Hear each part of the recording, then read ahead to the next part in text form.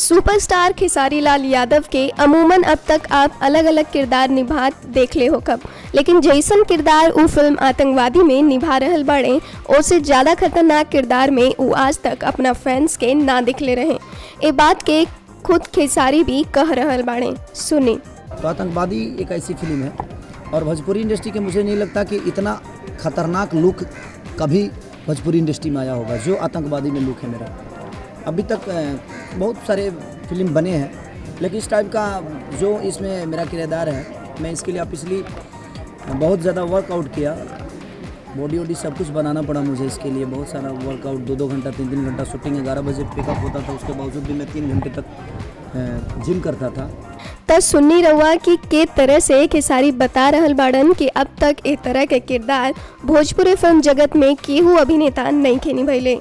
खैर ई देखल बाकी बा कि खेसारी के ई नया अवतार में दर्शक कितना पसंद करी हैं।